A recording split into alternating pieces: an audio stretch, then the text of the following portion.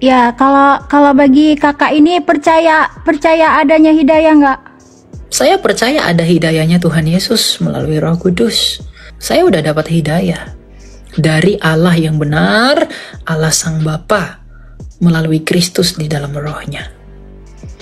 Sebenarnya Tuhan di Kristen itu Yesus atau Allah sih? Tuhan kami itu satu. 1 Korintus 8:6. Tuhan kami Tuhan Yesus. Bapa itu adalah sumbernya Yesus. Sama seperti begini. Saya satu nggak? Iya, satu. Satu. Saya punya tubuh nggak? Iya. Saya punya firman nggak? Pikiran nggak? Iya. Saya punya roh nggak? Iya. Tubuh saya manusia nggak? Ya jelas. Firman saya manusia nggak? Ya dari satu kesatuan itu semua. Nah, kalau firman saya manusia, tubuh saya manusia, roh manusia nggak? Ya, tapi kalau setelah mati Apakah kan ada 3 manusia? Apakah ada 3 manusia yang kamu lihat? Atau hanya satu? ya satu. Terus yang dimaksud Bob, ya terus yang dimaksud Allah kami itu juga satu. Ya, Tritunggal itu bagaimana? Tritunggal itu tentang bagaimana Allah kami yang satu. Nah, Bapa itu adalah Allah yang esa itu. Nah, Bapa ini di dalam dirinya dia memiliki firman nih, pikiran. Selain memiliki pikiran atau firman, dia memiliki roh. Nah, kalau Bapa ini adalah Allah, maka firmannya Bapa pastilah Allah, rohnya Bapa pastilah Allah. Dan firmannya Bapa itulah Yesus. Makanya disebut anak.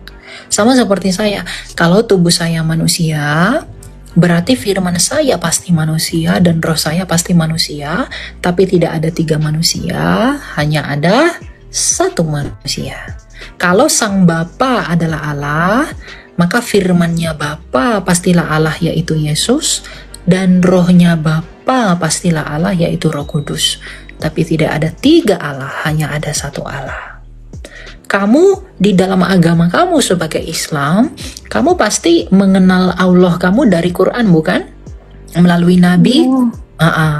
Quran kamu adalah firman Allah yang jadi buku, bukan? ya perkataan Allah. Oke, kalau Al-Quran adalah firman Allah yang menjadi buku, maka Yesus adalah firmannya Allah yang menjadi manusia. Begitu. Ya, tapi kan semua nabi memang diciptakan termasuk juga Yesus itu kan nabi. Oh, Yesus tidak diciptakan. Sekarang saya tanya, kalau Yesus kan firman. Kalau nabi kan bukan firman. Yesus kan firman, Yohanes 1:14. Kalau firman diciptakan, dengan apa Allah menciptakan firman?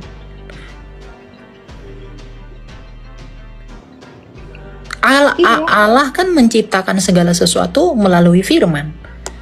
Berfirmanlah Allah, jadilah terang. Berfirman, jadikan ini kun fayakun jadilah semua.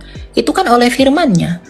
Kalau dia menciptakan segala sesuatu oleh firmannya, bagaimana mungkin firmannya itu ciptaan? Makanya Yesus itu bukan ciptaan, karena dia adalah firman, logos dalam bahasa Yunani-nya.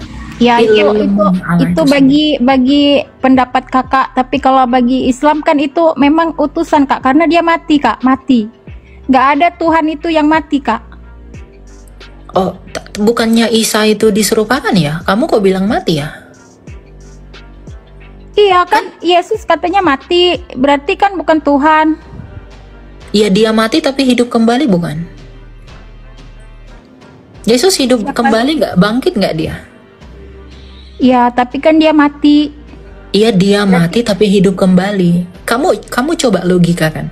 Kalau dia mati namun hidup kembali, artinya dia nggak bisa mati. Dia tidak bisa ditahan kematian. Terus artinya emang dia berkuasa atas kematian. Iya kak, emang dia kekal gitu. Jasadnya juga kan membusuk seperti manusia biasa gitu. Oh, nggak membusuk, dia bangkit. Makanya kuburnya kosong. Di mana jasadnya sampai sekarang? Kubur Yesus emang mana sekarang? Ada nggak kuburannya sekarang? Yang ada jasadnya? Berarti kakak mempercayai bahwa Yesus itu Nabi Isa gitu? Oh enggak, Yesus kami bukan Nabi Isa kalian. Nabi Isa kalian tuh beda dengan Yesus kami. Yang pertama, mamanya aja beda. Yang kedua, sukunya aja beda. Yang ketiga, tempat lahirnya aja beda. Nabi Isa kamu lahir di bawah pohon kurma. Ada nggak data sejarahnya? Nggak ada. Kami, Yesus kami lahir di kandang domba. Ada nggak data sejarahnya? Kami punya. Jadi kalau kalian menyamakan Nabi Isa di Quran dengan Yesus di Alkitab, kalian sedang melakukan perlawanan yang tidak seimbang. Karena apa? Karena kalian nggak punya data sejarah. Ya kalau Yesus masih hidup sekarang di mana kak? Di mana? Dia di surga. Berarti udah Para mati, rasul- yang namanya di surga itu udah mati kak. Loh, sekarang saya tanya, Tuhan kamu di sekarang berada di mana? Di surga Ars. bukan? Di Ars. Bukan. Iya. Oke. Dia pernah mati nggak? Enggak. Tuhan Nah. kekal, nggak pernah mati. Tuhan itu, oke, Tuhan itu kekal. Di dalam pandangan kamu surga itu apa? Surga tempat kita nanti kalau udah mati. Bagi yang ini, yang banyak amalnya ke surga, yang banyak dosanya ke neraka gitu. Yang banyak amalnya akan ke surga, yang nggak banyak amalnya pergi ke neraka. Ya, yang banyak dosa di neraka, tapi setelah dosanya selesai dibersihkan ke surga gitu kak. Dibersihkannya pakai apa? Ya masuk neraka dulu. Oke, dosa itu bisa dicuci nggak dengan api? Bisa. Gimana caranya dosa dicuci dengan api? Bukan dengan api aja, dengan siksaan di neraka dulu. Seberapa besar dosanya, setelah habis bersih baru masuk surga gitu. Oke, berarti kamu nanti ke surga dalam keadaan udah gosong. Udah Ya disiksa enggak, dulu. kalau dijadiin baik lagi baru masuk surga gitu. Ada nggak dalilnya? Aku bukan dari pesantren kak, aku tahu dari ustadz. Kamu kalau berbicara seperti itu, kamu harus menunjukkan ke kita. Tapi nggak apa-apa, saya menghargai itu iman kamu. Tapi bagi kami tidak menerima itu. Karena gagasan itu nggak pernah ada dalam iman kami. Dan kamu harus tahu bahwa iman kamu itu datangnya belakangan dari iman kami. Gitu. Dan memang Ya, iman kalian tidak ada hubungannya dengan kami. Jadi kalau kalian bilang kami menyempurnakan, kami tidak merasa disempurnakan. Karena apa? Kalau kalian menyempurnakan kami, harusnya kalian lebih komplit daripada kami. Tapi ini enggak. Kalian malah meniadakan semua perintah kitab suci kami. Menghilangkan sakramen-sakramen kami. Gitu. Jadi kita tuh enggak pernah sama. Seperti yang saya katakan menyempurnakan tadi. itu bukan berarti semua dipakai gitu kak. Mana yang salah, yang nggak dipakai gitu. Oke, kira-kira apa yang disempurnakan? Ya Kalau kakak cukup pelajari kalau kakak pengen tahu Justru tentang karena Islam, belajar. justru karena saya udah belajar, makanya saya tahu. Kenapa Makanya kalau saya kakak tanya. udah belajar? Kenapa kakak kalau udah belajar bener banyak pendeta-pendeta yang mualaf tuh?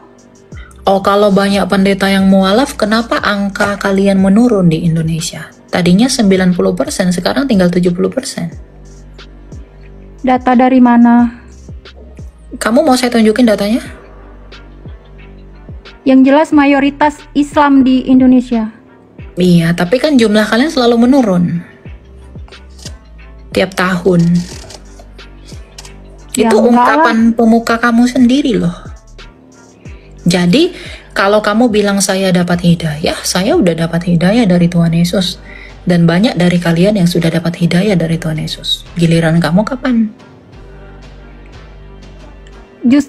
Justru ini apa? Aku lagi berdoa semoga kakak dapat hidayah. Jangan terlalu membenci Aku pun Islam, Kak. berdoa, semoga kamu percaya kepada hidup. Aku pun berdoa, biar kamu jangan percaya sama yang mati dan tidak memberikan kepastian sorga sama kamu. Saya nggak mau kamu dicuci dulu. Saya kasihan sama kamu. Saya nggak mau kamu dicuci dulu, gosong dulu, baru masuk neraka. baru masuk surga. Ya, Saya nggak mau melihat kamu di surga menyaksikan orang melakukan hal-hal yang bidadari-bidadari. Saya maunya kamu itu di surga yang kudus, yang tidak ada pergaulan, yang tidak kalau ada pendapat kakak kayak gitu kejahatan. salah kak, karena di surga itu nggak mudah didapetin kak, nggak kayak di Kristen ada penebusan dosa karena dosa. Justru karena memang surga itu nggak bisa didapatkan orang berdosa, maka yang dari surga turun ke dunia untuk membawa manusia kepada surga. Itulah Yesus Kristus. Yohanes 8 ayat 22, 23, dan 24. Begitu. Makanya saya tawarin kamu, kalau kamu mau ke surga, kamu harus percaya sama yang datang dari surga. Karena yang nggak datang dari surga itu nggak mungkin bisa pergi ke surga, gitu. Pakai logika aja kak, pakai logika kak. Karena dosa itu ditanggung sendiri kak. Karena kan itu perbuatan kita, kenapa harus ada yang nanggung? Betul. Memang dosa itu ditanggung sendiri. Tapi upah dosa itu yang ditanggung sendiri itu membawa manusia nggak akan ada yang selamat. Makanya Tuhan kami datang ke dunia, Dia menanggung akibat kutuk dosa itu dengan mati di kayu salib, lalu turun ke dalam kerajaan maut. Dia memporak-porandakan kerajaan maut itu dan bangkit sebagai pemenang. Maka semua orang berdosa harus percaya kepada Yesus agar apa? Agar maut tidak lagi berkuasa atas dia, melainkan oleh karena Yesus yang telah menang atas maut, Tuhan Yesus dapat menyelamatkan mereka. Terus kalau di Kristen itu ada neraka nggak? Ada. Neraka itu buat orang yang nggak mau percaya Yesus, karena orang masuk neraka itu karena dosa-dosanya. Yohanes 8 ayat 24 gitu. Jadi orang masuk neraka itu karena apa? Karena dosa-dosanya. Nah, karena semua orang berdosa pasti masuk neraka dong. Nah, makanya Tuhan Yesus datang ke dunia ini, Dia bilang, aku turun kepada kerajaan maut agar aku menang di dalam kerajaan maut dengan mati, lalu bangkit sebagai pemenang, agar orang yang percaya kepadanya tidak lagi ditawan oleh maut itu. Berarti cukup percaya sama Yesus terus ditebus dosanya gitu. Jadi untuk kamu apa? harus bukan percaya begitu aja, harus percaya sungguh-sungguh dan mengikuti perintah Yesus. Perintah Yesus apa? Kasihilah Allahmu, kasihilah sesamamu, dan kasihilah musuhmu. Sama seperti saya menginjili kamu, itu saya sedang mengasihi kamu. Saya nggak mau kamu binasa. Gitu. Jadi orang yang mengaku percaya Yesus terus bebas berbuat dosa, berarti dia nggak percaya. Sama seperti kamu bilang aku sembuh, tapi kamu masih batuk-batuk, berarti kamu nggak sembuh dong. Kenapa? Karena nggak ada buktinya kalau kamu itu udah sembuh. Nah, orang mengaku percaya Yesus, tapi tidak berbuat baik, malah hidup berbuat dosa terus, itu berarti dia nggak percaya. Kalau memang dia sungguh-sungguh percaya, hidupnya akan baik, dia akan menjauhi dosa-dosa, meskipun dia kadang-kala jatuh dalam dosa. Ya, itu pendapat kakak ya. Jadi kalau Ya, kakak, karena memang pengajaran yang benar itu begitu. Makanya saya tanya kamu tadi, apa yang disempurnakan dari ajaran kami yang sudah sempurna itu? Konsepsi teologi kekristenan itu berdirinya itu bukan sejak Yesus lahir loh, tapi sejak zaman Adam. Kamu tahu, ketika Adam dan Hawa jatuh ke dalam dosa, apa yang Tuhan janjikan kepada Adam? Bukan agama. Yang Tuhan janjikan kepada Adam apa? Mesias, anak laki-laki yang hanya datang dari perempuan. Siapa anak laki-laki yang hanya datang dari perempuan kalau bukan Yesus? Artinya, Yesus itu dianggap sebagai Mesias, itu bukan pada waktu itu aja, tapi karena memang sudah penantian dari para nabi. Makanya dalam Lukas 16 ayat 16 dikatakan hukum Taurat dan nubuatan kitab para nabi itu berakhir sampai tampilnya Yohanes Pembaptis, dan sejak saat itu kerajaan Allah diberitakan. Jadi kalau gini kak, jadi kalau Tuhannya Kristen itu di surga, terus yang mengatur alam semesta ini siapa? Allah kan maha kuasa. Yesus kan mati dalam keadaannya sebagai manusia, bukan keilahiannya yang mati. Sama seperti begini, kalau kitab suci kamu saya bakar, apakah firman Allahmu terbakar? Kan enggak, kertasnya yang terbakar. Nah, ketika Yesus mati di kayu salib, firman Allah enggak mati. Yang mati apa? Kemanusiaannya. Karena Allah tuh enggak bisa mati, firman Allah enggak bisa mati. Sama seperti firman Allah kamu enggak bisa terbakar. Gitu. Itu gimana sih maksudnya? Seumpamanya nih Tuhannya itu disalib, terus yang mencabut nyawanya itu siapa gitu? Nggak ada, di kami tuh nggak ada cabut nyawa. Semua orang itu mati karena dosa. Gini, Tuhan kami tidak pernah menciptakan manusia untuk mati. Kalau di kamu kan Tuhan ciptakan, ditakdirkan untuk mati, lalu nanti dimasukkan ke surga atau neraka begitu. Kami enggak. Semua orang mati itu karena dosa. Jadi Tuhan kami tuh nggak berdrama. Tuhan kami cipta manusia itu untuk hidup kekal. Tetapi dosa manusia itulah yang membuat dia mati. Jadi Tuhan kami nggak pernah menciptakan kami untuk mati. Kalau Tuhan kamu mungkin ciptakan kamu untuk mati. Nah, pertanyaan saya, kalau dia menciptakan kamu untuk mati, untuk apa kamu diciptakan? Ya untuk apa, beribadah kepada Allah. Kalau kita nggak beribadah kan berdosa, berarti dia menentang Tuhan gitu. Untuk beribadah, kenapa dia tidak ciptakan aja di sorga? Tidak usah ciptakan bumi kalau hanya untuk beribadah. Ya itu karena kan itu ujian manusia, Kak. Siapa yang beriman, siapa yang nggak beriman gitu. Jadi kalau ada orang nggak beriman, itu ditakdirkan nggak sama Tuhan? Iya, kita kan ini manusia cuma menjalankan takdir aja. Oke, kalau saya nggak percaya Tuhanmu, lalu saya dibuang ke neraka, itu kan karena takdir Tuhanmu. Berarti kenapa dia menyalahkan saya? Kalau begitu?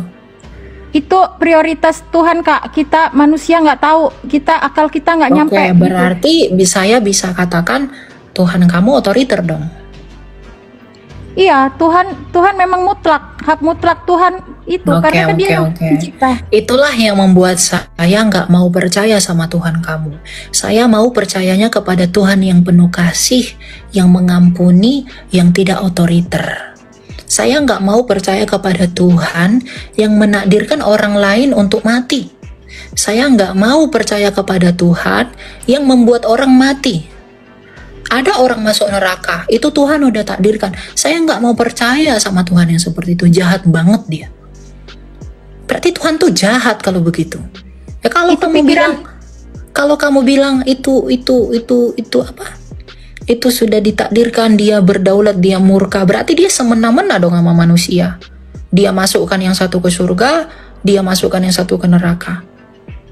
Nah, saya nggak mau percaya kepada Tuhan. Karena itu, Kak, itu akal pikiran manusia. Kita nggak nyampe apa yang dimaksud Tuhan kita itu untuk apa. Itu karena untuk kebaikan kita umat manusia. Kalau kamu suka nggak? Kamu suka nggak kalau gurumu semena-mena sama kamu, mukul kamu, tampar kamu, gigit kamu? Kamu suka nggak sama guru yang seperti itu? Ya kalau kita bersalah ya nggak masalah. Oh ya. Tapi kalau kita udah baik, masa dipukul? Nggak mungkin lah. Berarti kalau kamu jadi penjahat, kamu nggak perlu ini dong, nggak perlu bertobat dong. Soalnya kan Tuhan udah takdirin kamu begitu. Ya, walaupun itu takdir kan di Islam itu ada takdir yang bisa dirubah, ada takdir yang tidak bisa dirubah. Takdir yang tidak bisa dirubah itu maut, jodoh, sama rezeki, Kak. Kalau yang lain sesuai dengan kita aja. Takdir bisa dirubah, sama takdir nggak bisa dirubah. Takdir itu apa sih artinya? Ketetapan Tuhan kan? Iya. Nah, berarti kalau ada takdir yang bisa diubah, ketetapan Tuhan yang bisa diubah, berarti kamu lebih hebat dong dari Tuhanmu. Sesuai gini, Kak, seumpamanya ini hari ini kita ditakdirkan untuk kecelakaan, kemudian kita bersedekah, berbuat baik, berdoa, semoga kita hari ini diberi keselamatan gitu, bisa dirubah. Oh, berarti kamu lebih hebat dari Tuhanmu dong. Kamu bisa merubah takdir yang sudah Tuhan tetapkan. Bukan gitu Kak, karena kita kan bermohon sama Allah juga, semoga hari ini diberi keselamatan, keluar dari rumah kita sudah berdoa semoga diberi keselamatan, jadi kecelakaan itu bisa dihindarkan gitu. Oke, berarti namanya bukan takdir, karena takdir itu kan ketetapan. Tuhan menetapkannya kapan? Sebelum segala zaman atau kapan ditetapkannya? Sebelum kita dilahirkan sudah ditetapkan 3 takdir yang tidak dapat diubah, yaitu rezeki, jodoh, maut. Selain itu sesuai dengan amal kebaikan kita, bisa dengan bermohon kepada Allah bisa dirubah.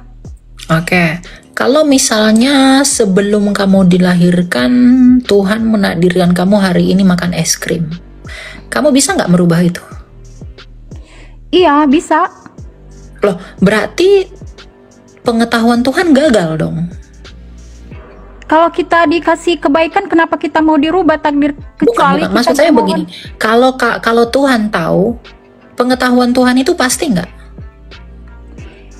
Iya, pasti. Oke. Kalau Tuhan tahu kamu hari ini makan es krim, berarti harus kamu makan es krim kan hari ini? Gini loh Kak, maksud aku itu yang tidak bisa dirubah itu, takdir itu ada 3. Nggak apa-apa. Jodoh, ya, maut, lupakan aja untuk itu ya. Mungkin kamu perlu belajar lagi tentang iman kamu sendiri, tapi ya saya hanya memberitakan Injil buat kamu. Semoga kamu selalu diberkati oleh Tuhan. Kamu rendah hati, kamu dengan tulus, kamu berdoa gini sama Tuhan. Dalam doa kamu gini, kamu bilang dalam hati kamu, Tuhan yang benar, datangilah aku. Kamu coba berdoa begitu, tiap hari. Tapi kamu dengan hati yang tulus, jangan hati yang sombong, jangan hati yang congkak kalau gitu kakak ngajarin aku kayak gitu, kakak juga ya berupaya dong.